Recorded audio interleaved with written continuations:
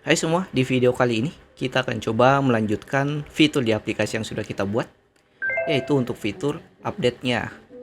Jadi contoh, pada saat saya klik tombol update-nya ini, dia akan muncul pop-up, di mana pop-up-nya itu akan muncul judul pop-up-nya itu update data, dan juga button-nya itu update. Nah, di mana inputannya dan juga button-nya itu hampir sama dengan pop-up tambah datanya.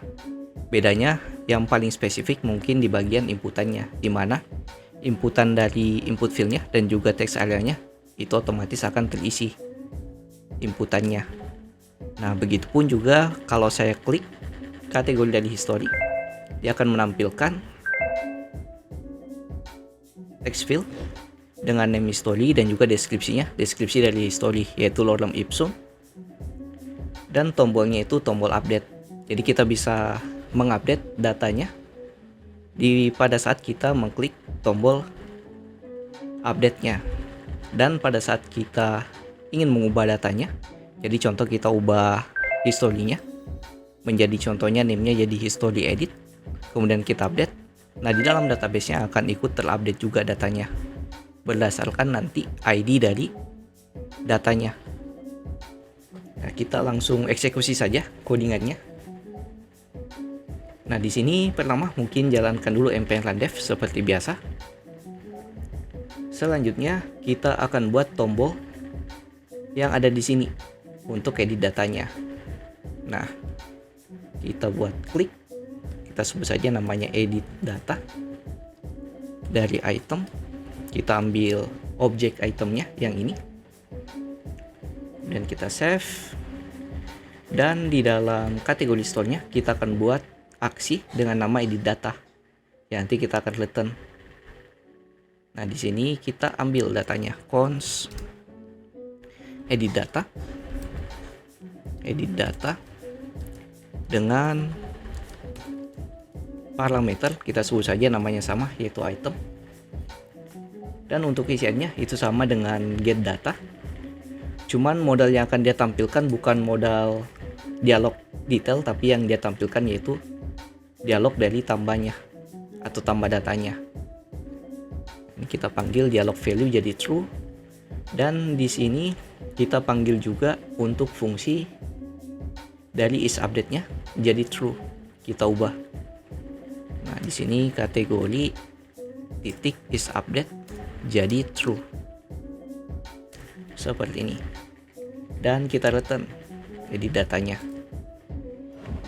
Dan terakhir kita pasang di kategori view-nya di dalam aksinya yaitu edit data. Nah, kita coba tes apakah datanya masuk ke inputannya atau tidak. Kita masuk codingan. Kita coba reload dulu. Kita coba yang kuliner. Nah, di sini langsung terisi kuliner dan juga deskripsinya. Dan yang history juga sama, tampil name-nya history dan deskripsinya juga masuk. Nah, tab selanjutnya kita akan ubah bagian title-nya yang ada di sini. Jadi jangan add kategori, dan juga di sini tombolnya jangan tambah tapi update harusnya. Nah, di sini kita bisa edit berdasarkan kalau kita inspect elemen. Nah, bagi yang pakai View DevTools biasanya sudah ada fungsi dari View DevTools-nya untuk mengatur pinianya. Cuma di sini tidak ada, saya reload dulu. Nah, ini pinia. Nah, ini kategori. Nah, di sini kita bisa atur berdasarkan is update-nya ini. Nah, ini kan nilai aslinya itu false, tapi pada saat saya klik yang politik contohnya, nah nilainya akan true, dan deskripsinya politik dan juga ID-nya yang akan nanti kita gunakan untuk edit datanya ke database kita akan gunakan juga. Nah, sini kita buat kondisi dari fungsi is update-nya nih dari reaktif kategori. Jadi jika is update-nya itu bernilai true, maka teksnya di sini kita ganti jadi update, dan juga button tambahnya kita ganti jadi update juga. Tapi jika is update-nya bernilai false, contohnya pada saat kita tambah, nah kita akan buat di sini title-nya add kategori dan tombolnya jadi tambah lagi. Oke, kita coba eksekusi lagi di codingan. Di sini berarti kita atur di dalam formnya yang ini, yang vdialog. Di vdialog kita buat fungsinya di sini. Kita tampung ke dalam sebuah div, dan di dalam divnya kita buat conditional ternary, yaitu seperti ini. Ya, jika kategori titik is update itu bernilai true, maka kita buat namanya sini update data. Selain itu, jika dia bernilai false, maka di sini add kategori, dan harusnya update kategori seperti ini. Dan untuk tombolnya yang ada di sini kita buat juga jadi conditional ternary, dimana di sini berarti kategori titik is update. Jika is update-nya bernilai true, maka kita buat tombolnya jadi update. Selain itu, maka tombolnya jadi tambah, atau mungkin kita buat sini jadi add seperti ini. Nah, kemudian tahap selanjutnya kita akan buat fungsi untuk update datanya. Berarti untuk fungsi update datanya kita bisa kelola di kategori store yang ada di sini. Nah, kita import dulu fungsi untuk update yang akan kita gunakan di bagian paling atas. Beberapa fungsi dari Firestore-nya seperti DOC untuk dokumen, dan juga update DOC, update dokumennya. Dan untuk update-nya, karena di sini dia jalankan juga fungsi on submit datanya, kita buat juga di sini di dalam on submit data. Kita buat kondisi berdasarkan is update-nya. Jadi if jika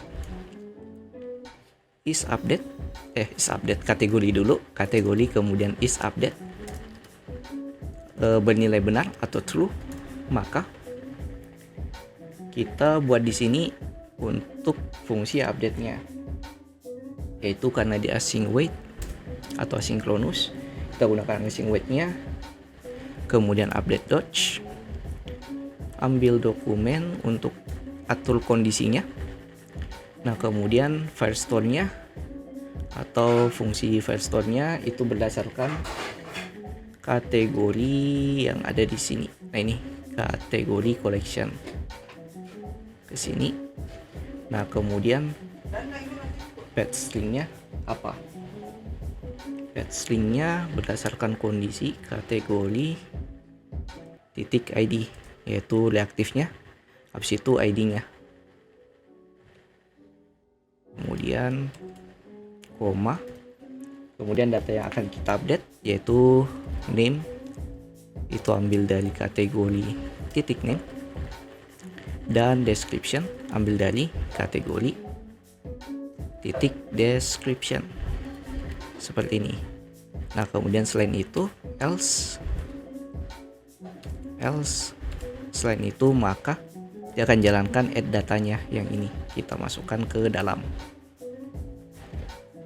Nah, ini kita akan coba apakah update data dan juga tambah datanya masih bekerja dengan baik. Kita masuk ke dalam web browser-nya untuk testing. Kita reload dulu. Kita coba update datanya dulu. Contoh kuliner, kita tambahkan di sini edit, dan sini juga edit. Update. Oke. Nah, berubah edit. Dan deskripsinya juga berubah, jadi ada kata edit di akhirannya. Nah, kemudian untuk tambah, contoh di sini tes tambah, deskripsinya lorem ipsum 123, kita add. Oke. Nah, dia menambah datanya. Oke, jadi di sini kita sudah berhasil untuk update datanya. Nah, di video berikutnya kita akan coba buat fitur terakhir dari CRUD-nya, yaitu delete data dari tombolnya yang ada di sini, yaitu delete-nya.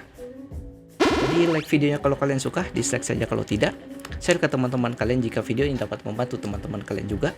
See you next video. Have a nice day and bye.